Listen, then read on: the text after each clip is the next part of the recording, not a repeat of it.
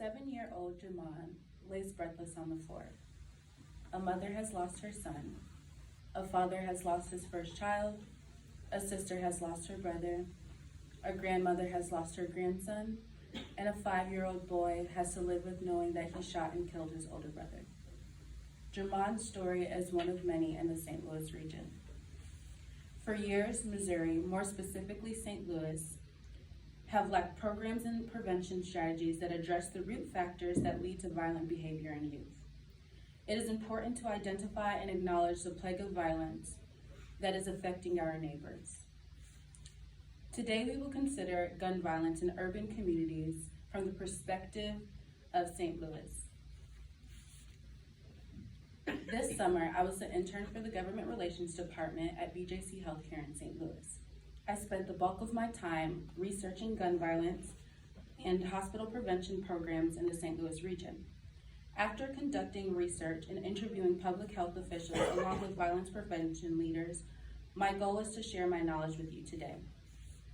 To further understand gun violence in St. Louis, we will analyze how Missouri has responded to gun violence and gun reform in the past, gun violence in St. Louis, and how the efforts that are already in place to combat violence in the region and the factors leading to violent crime that congregate in certain zip codes and neighborhoods in the region.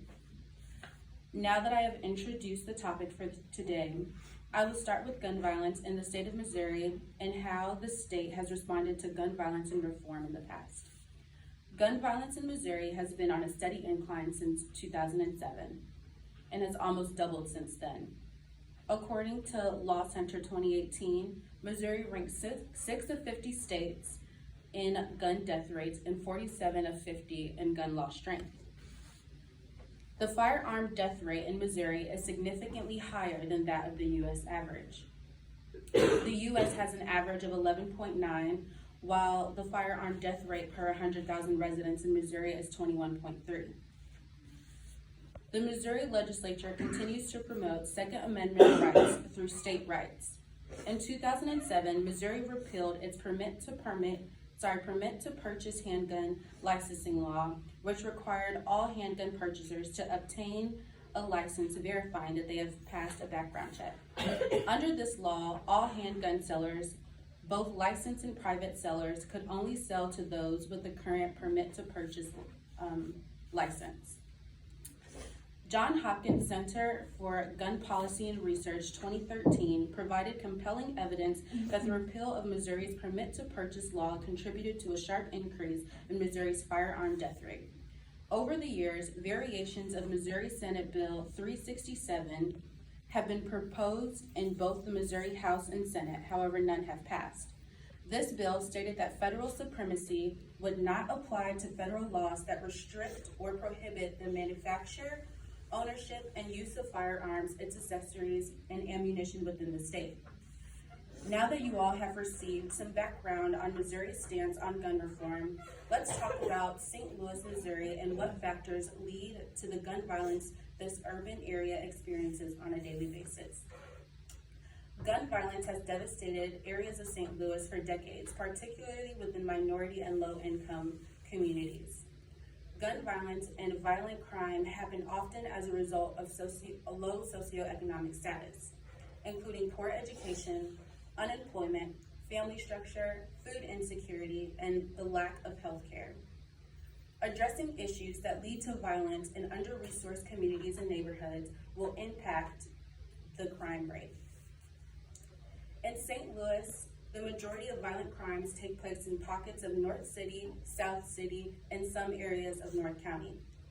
These areas also experience high rates of the discrepancies mentioned before. Gun violence is a public health epidemic in the city of St. Louis, and it will take community workers, various nonprofit organizations and corporations, and a change in legislation to reduce gun violence in the city. On a lighter note, we will now discuss what efforts have already been in place to reduce gun violence in the region. Taking a public health approach and treating violence as a disease have been proven to work in the form of many intervention strategies and techniques. Better Family Life has established 4 de-escalation centers within Hayden's Triangle, identified by Police Chief John Hayden as the Crime Triangle of St. Louis.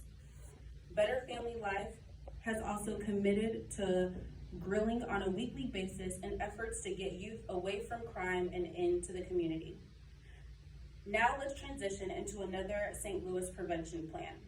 Life Outside of Violence is a hospital-based violence prevention program consisting of the 4 hospitals that provide the majority of violent injury care in St. Louis. Following treatment, participants are assigned a manager that works with the victims and their families for 6 or more months to develop a plan that will reduce the elements that could cause retaliation, re-injury, criminal involvement, and death. Today we have discussed gun violence in Missouri, and more specifically St. Louis.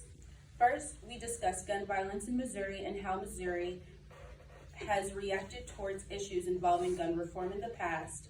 Then we discussed gun violence in St. Louis and why some areas are affected more than others. Lastly, a few efforts to prevent gun violence and reduce gun violence in the community were discussed. Although we all may or may not be affected by the violence that remains prevalent in Missouri and in St. Louis, specifically, gun violence remains the second leading cause of death in children and teens, and has more recently become more deadly than motor vehicle accidents. There is no singular piece to the puzzle to end gun violence. It starts with education and conversation. Jermon was important to many. When Jermon left, he took pieces of others with him.